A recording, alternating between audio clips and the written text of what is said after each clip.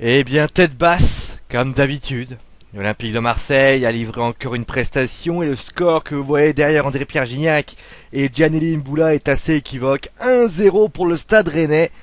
Les sifflets du Stade Vélodrome justement sont justifiés et forcément les notes vont être encore très décevantes. Allez, maintenant on va passer donc aux notes. Pas besoin de raconter nos vies par rapport à ce match-là. Ce match qui a encore été une grosse déception pour l'Olympique de Marseille. C'est ce que je disais pour l'avant-match. L'avant-match, j'avais parlé du fait que cette équipe manquait de constance. J'avais dit que cette équipe, eh bien, pour moi, n'était pas en la valeur de ce que devait être l'Olympique de Marseille. Une banderole d'ailleurs du côté du Stade Vélodrome le prouvait. Il disait que le passé était une fierté. Maintenant, au présent, il n'y a plus absolument plus rien. Et c'est ce qui se passe aujourd'hui à l'OM. Quand on a, pour ainsi dire, encore une fois, une belle prestation avec une bonne possession de balle, des occasions de but, des frappes de Chérou, des frappes de Valbuena, deux duels pour André-Pierre Gignac, et qu'on n'est pas capable d'en mettre une au fond, c'est que le problème marseillais est peut-être plus sérieux que ça, parce que c'est ce qui s'est passé. On n'arrive pas, on n'y arrive pas, on n'arrive pas à mettre les ballons au fond. Au bout d'un moment, on n'arrive plus à faire des passes. On fait une petite erreur. Et cette erreur, justement, vous la voyez bien, cette petite erreur de Nicolas Nkoulou. Et à ce moment-là, la sanction est sans appel. Et donc victoire de Rennes, simple, nette et sans bavure. Allez, maintenant place aux joueurs. Bien sûr, les notes des joueurs. On va commencer donc avec Steve Mandanda. Que dire de Steve Mandanda qui a tout simplement réalisé une très belle prestation. Une belle intervention sur Alessandrini, une frappe de Doucouré qu'il a réussi à capter, même si c'est vrai qu'on l'a senti un peu fébrile par rapport à cette frappe-là. Mais c'est vrai que avec la perte du ballon de Nkoulou, pour moi, il ne pouvait absolument rien faire. Et malheureusement, eh bien, je mets la note de 7 sur 10 parce que j'estime que le but que prend Marseille n'est absolument pas à son origine. Ce n'est pas lui la cause de cette but. Et maintenant, place, c'est bien Rod Fanny. Rod Fanny qui a été... bon, défensivement, c'était très bien. On a vu que défensivement, il était impérial, même si c'est vrai que Romain Alessandrini lui a posé quand même quelques petits problèmes. Mais il faut reconnaître une chose, c'est que c'est pas défensivement qu'on l'attendait, c'est offensivement. Eh bien, le problème, c'est que Marseille avait quelqu'un qui montait beaucoup, qui n'hésitait pas à prendre son couloir, mais malheureusement, eh bien, ça a été beaucoup trop mince, beaucoup trop pauvre.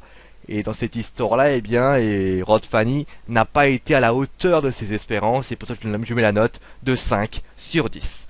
Ensuite, vous avez eh bien Lucas Mendes.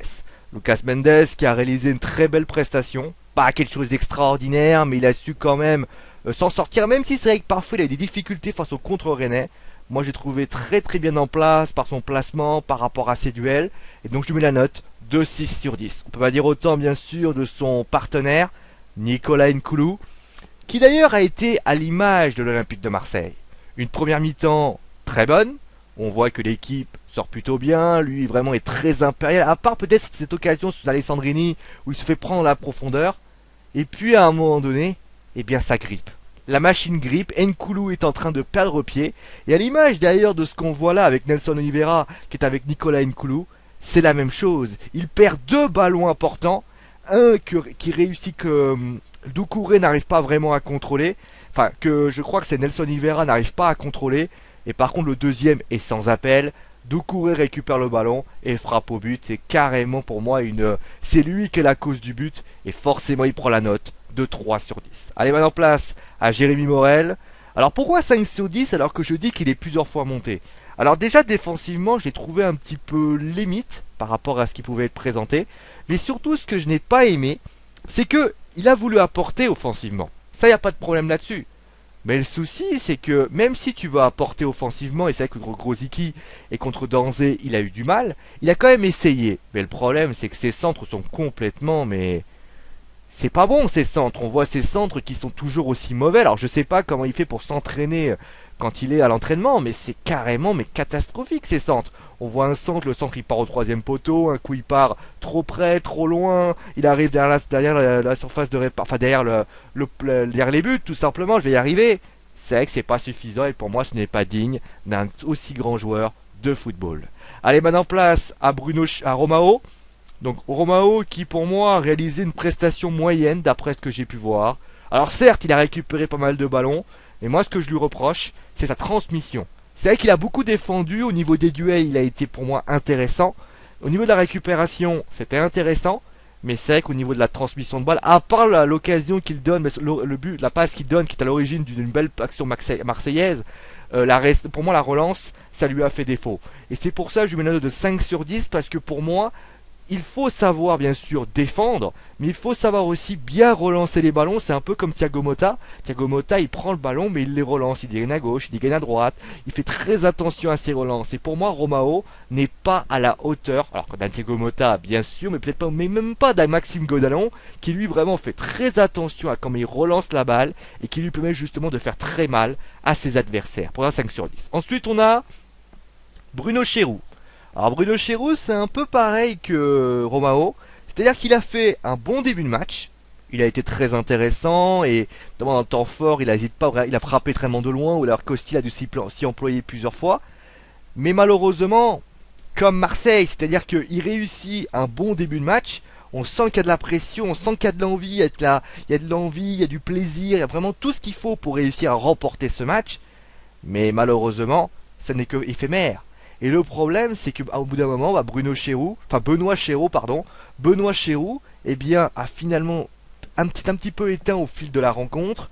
Et malheureusement, et c'est pour ça qu'il a 5 sur 10, parce que malheureusement pour lui, même s'il a fait un bon début de match, il a toutefois été insuffisant tout au long de la rencontre. Il a d'ailleurs été remplacé par Inboula, qui a été intéressant lors de son entrée. Ensuite, vous avez, eh bien, André Ayew. André Ayew dans une position plus basse que d'habitude, dans une position un peu à la Blaise Matuidi. Alors il a beaucoup défendu, c'est vrai qu'il a beaucoup défendu quand Rennes tentait de partir en contre, mais ce qui était intéressant c'est surtout offensivement. Il a offert beaucoup de bons ballons, comme la remise pour Chéroux, il y a aussi le super centre pour Mathieu Valbuena, et c'est vrai qu'il a été très intéressant, il a également frappé au but. Je trouve qu'il a vraiment été pour moi le plus intéressant des joueurs marseillais, et c'est pour ça que je mets la note de 7 sur 10, parce que pour moi, il a été l'un des meilleurs Marseillais durant cette rencontre. Allez, maintenant place bien à Mathieu Valbuena. Alors, j'ai vu que Foot Mercato avait été un peu sévère avec le petit minot, enfin le petit lutin marseillais. Moi, j'ai trouvé qu'il avait été très volontaire dans ses courses, il a été très disponible, il offre un très bon ballon en profondeur, il aurait même pu être le sauveur si jamais il avait marqué son but, mais qui passe juste à côté. C'est vrai qu'il a été un petit peu dans l'alternative, ça c'est vrai que je peux le reconnaître. Mais dans les moments où ça a été très chaud, où il a fait beaucoup d'accélération, beaucoup de percussion, beaucoup d'envie vers l'avant, il a été présent, il a été d'ailleurs à l'origine de plusieurs actions marseillaises, et c'est pour ça que je mets la note de 7 sur 10, parce que finalement, même s'il a été parfois inconstant, il a été pour moi présent dans les moments les plus importants du côté de l'Olympique de Marseille. Ensuite on a, eh bien celui qui pour moi est encore une déception, c'est Florian Thauvin. On le sait tous, hein, Florian Thauvin a parlé à Paris et malheureusement ça a été une grosse déception. Et malheureusement ça continue tout simplement. C'est-à-dire que même si c'est vrai qu'il offre un bon ballon aux profondeurs pour Gignac, c'est brouillon, c'est pas à la hauteur de ses qualités. C'est-à-dire que pour moi, Florian Thauvin, on parlait littéralement de l'envoyer en équipe de France, pour moi est-ce qu'il mérite d'aller en équipe de France aujourd'hui? La réponse est non. Et pour moi remplacé par Payet qui n'a d'ailleurs pas qui a été un peu plus intéressant. Mais pour moi, Florian Thauvin, peut-être que d'aller sur le banc lui ferait pas de mal, ça je peux vous le dire. Et enfin, celui que j'avais parlé durant l'avant-match, c'est André-Pierre Gignac. C'est vrai qu'André-Pierre Gignac, Dédé Gignac, a été pour moi très intéressant face à Reims. On a vu qu'il a manqué face à Nice. Là, pour moi, il a 3 belles occasions, mais il n'a jamais pu s'en sortir avec Costil. On voit la première occasion où il a 2 duels, il n'arrive pas vraiment à la mettre ballon au fond. Et tout simplement, c'est pas suffisant. Alors certes, il a été volontaire, hein, il a essayé d'aller sur le côté droit pour essayer de centrer. Mais à part ça, pour moi, ça manque de quelque chose. Et pour moi, c'est 3 duels qu'il a manqué. Est-ce qu'aujourd'hui, la morosité, je veux dire, du côté de Marseille n'est pas en train de toucher justement André-Pierre Gignac? C'est vraiment la grande question. Pour moi, ça lui vaut justement un score de 5 sur 10. Allez, maintenant place à Rennes. Rennes qui, tout simplement, a compris déjà. Ils ont compris qu'ils n'étaient pas capables de pouvoir sortir le grand jeu face à l'Olympique de Marseille. Ils n'étaient pas capables de pouvoir démontrer leur capacité. Et à ce moment-là, ils se sont dit, qu'est-ce qu'on fait? Soit on continue à aller vers l'avant, on essaye un petit peu, soit on joue très défensif, ou alors on fait un peu des deux, on procède par contre. Et c'est ce qui s'est passé, c'est-à-dire que défensivement, même s'il y a eu quelques occasions du côté marseillais, eh bien ils ont eu quand même beaucoup de cœur par rapport à ça. Ils ont procédé par contre, ils se sont créés des occasions, et finalement, ça paye, puisque Doucouré a réussi à ouvrir le score, et donc les 3 points ont été pour le Stade Rennais. Allez, maintenant place à Benoît Costil, que j'ai noté 8 sur 10, parce que j'estime que pour moi c'est l'homme du match. C'est quelqu'un qui a vraiment apporté dans sa manière de jouer, faut quand même le dire, dans sa manière de jouer, dans sa manière, dans ses actions, dans ses duels qu'il a remportés face à Gignac, face à plusieurs frappes comme Cherou ou Valbuena. C'est-à-dire que même si c'est vrai que Rennes a été un peu moins bien défensivement quelquefois, il a été là pour offrir, pour pouvoir dire à votre défense, à sa défense, même si vous vous loupez, je suis là pour ça. Et justement, ce que j'ai aimé également, c'est qu'il n'a pas arrêté d'haranguer ses partenaires en disant attention, faites pas n'importe quoi. Et j'ai trouvé justement bien que son rôle de leadership a été très intéressant durant ce match-là. Ensuite, eh bien, on passe à Romain Danzé. Romain Danzé qui, bien sûr, a été très très bien défensivement. Il a fait des bonnes interventions, même si c'est vrai que Morel et Valbuena lui ont posé pas mal de problèmes. Mais offensivement, ce que je peux lui reprocher, c'est qu'il a été discret. Après, il faut dire une chose, c'était dans la système défensif du Stade Rennais, c'est-à-dire que, eh bien, le Stade Rennais avait décidé de procéder par contre. Lui donc avait décidé de rester tranquillement sur son couloir en train de bien défendre. Donc finalement, c'est pour ça que je mets la note de 6 sur 10. Ensuite, vous avez eh bien Kanabik. Kanabik qui a été très bon dans son match, présent dans les duels. Alors, la seule chose que je peux lui reprocher, c'est qu'il n'est pas mieux relancé. La seule chose que je peux lui reprocher, parce que sinon dans les duels il était là, dans les interventions il était présent, et c'est pour ça que d'ailleurs je trouve qu'il a été vraiment le gros... D'ailleurs il a été absent depuis quelques matchs, il a été absent à cause de suspension, on a vu qu'il manquait vraiment, son retour a vraiment fait du bien du côté du Stade Rennais. Allez, maintenant place à Sylvain Armand, voilà, toujours présent, toujours impérial, c'est vrai qu'on a senti quand même beaucoup d'imprécision par rapport aux dernières semaines. Mais là, je l'ai trouvé très intéressant par son placement et son sang-froid pour rassurer la défense rennaise. Et c'est pour ça que je mets la note de 6 sur 10. Parce que finalement, j'ai trouvé que le Kanabik avait été plus fort que Armand. Et après, hein, ça joue pas à grand-chose. Ensuite, on passe à Mbengue. Mbengue, c'est comme Danzé. Très bon défensivement, un peu moins bien, enfin, pour moi, inexistant offensivement. Et comme, j'ai déjà expliqué que pour Danzé, le club jouait, enfin, le Stade Rennais jouait eh bien, en contre, il ne voulait pas monter. Ce qu'il a fait défensivement était très bien. Donc finalement, 6 sur 10. Ensuite, Jean de Macoun. Jean de Macoun qui a été très très bien, bonne défense, un bon petit pressing, faut quand même le reconnaître.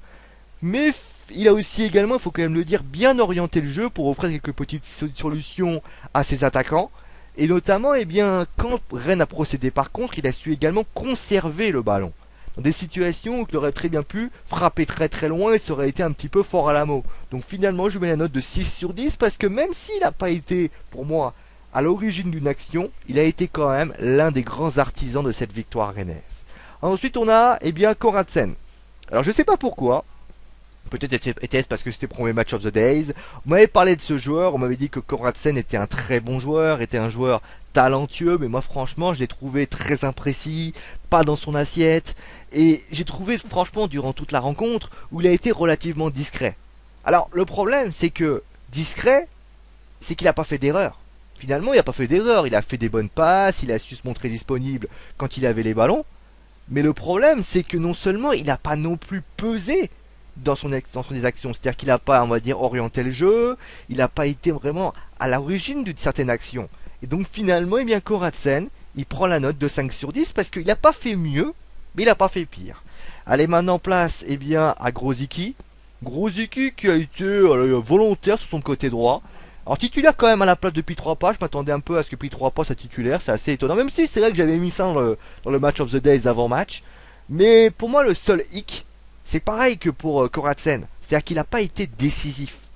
Moi je l'ai trouvé, il prenait le ballon, il faisait des passes, il faisait quelques centres, mais des centres étaient parfois un petit peu trop imprécis. J'ai trouvé les centres parfois trop imprécis, mais le problème c'est que voilà, pour moi il n'a pas été décisif, contrairement à celui qui est rentré, qui était pris 3 pas, qui a été à l'origine justement du but rennais. Allez, maintenant on va passer bien à celui qui a marqué forcément, Doucouré. Alors, c'est vrai que dans une équipe qui évolue en contre, l'accélération est quelque chose de très important parce qu'il faut sortir très vite les ballons et pouvoir justement eh bien, partir très vite pour être en supériorité numérique. Avoir des 2 contre 3, des 3 contre 2 ou d'autres choses. Et bien c'est ce qui s'est passé pour Abdoulaye Doucouré. C'est-à-dire qu'il a beaucoup pris dans les accélérations, il a beaucoup parti dans la profondeur, il s'est montré très disponible, il a beaucoup défendu, ça j'ai beaucoup aimé. Mais surtout, moi j'ai trouvé que, eh bien, il a été un vrai poison pour la défense marseillaise. Et à un moment donné, même si Mendes a fait un bon match, ça a fini par payer parce qu'il se crée plusieurs occasions. Il y a la première occasion où il fait une frappe et la balle part complètement au-dessus. Il y a eu l'occasion où il y a un ballon qui est perdu et donc Nelson Oliveira perd le ballon et il réussit à frapper au but. Je crois, non, je sais plus si c'est lui ou enfin si c'est lui. Il récupère le ballon et il part dans un duel avec Mandanda. Et ensuite de ça, eh bien, il y a l'occasion où il marque un but. Et à ce moment-là, il y a 7 sur 10 parce que pour moi, il a répondu présent du long à travers. Alors je suis peut-être un petit peu dur parce que j'aurais pu mettre 8 sur 10. La raison pour laquelle je mets 8 sur 10, c'est parce que pour moi, on ne l'a pas beaucoup vu durant les 30 premières minutes. Mais c'est vraiment du chichi pour dire vraiment lui par rapport à Costil. Vraiment. Hein. Allez maintenant, Alessandrini. Bah je sais pas si c'est parce qu'il affrontait son équipe favorite, mais je l'ai trouvé un petit peu décevant. Alors certes, il y a cette occasion où il se présente seul face à Mandanda. Mais c'est vrai qu'à part ça, on va dire qu'il a un petit peu baissé le pied, une deuxième mi-temps assez décevante. Pour moi, il n'a pas été à la hauteur du rendez-vous, malgré le fait qu'il a fait quelques bonnes courses, quelques envies. Pour moi, ça n'a pas été bon, je me note donc de 5 sur 10. Et on termine donc avec Nelson Oliveira, qui, pour moi, a été titulaire surprise parce que Toivonen était blessé. Très discret, pas une frappe au but, et pour moi, un buteur, ça doit frapper au but. Alors certes, il a beaucoup décroché, mais quand on décroche, si vous voulez, quand un joueur décroche, alors certes peut-être qu'il a réussi à être un joueur de remiseur qui permettait aux défenseurs de pouvoir bien se mettre dans cette position-là, mais j'ai trouvé quand même que Nelson Oliveira n'a pas été pour moi à la hauteur de ce que les attentes qu'on pouvait avoir d'un buteur dans une équipe. Voilà. C'est la fin justement et bien de ce match of the days. On va se retrouver très très vite parce que bien sûr il y aura le classico qui va bientôt arriver de Real Madrid contre le FC Barcelone. Je vous rappelle qu'il y aura l'avant-match et l'après-match. L'après-match seront les notes. L'avant-match seront bien tout simplement les groupes, les blessés, etc., etc. Je vous rappelle juste une petit détail. Si jamais, parce que je regarde ça en streaming, si jamais je n'ai pas la possibilité de pouvoir vous voir faire ce match, ce que je ferai, c'est que je vous enverrai un message sur Facebook vous disant que malheureusement suite à des soucis techniques je ne peux malheureusement pas vous faire ce match. Je m'en excuserai mais vous aurez quand même l'avant-match pour que vous puissiez être très heureux de pouvoir au moins suivre et j'essaierai de vous mettre un petit lien pour que vous puissiez quand même regarder le match si cela vous intéresse. Allez, on va s'arrêter là et comme je dis toujours, je répète une nouvelle fois, tous les mots parce que je l'ai dit. Allez, ciao à tous.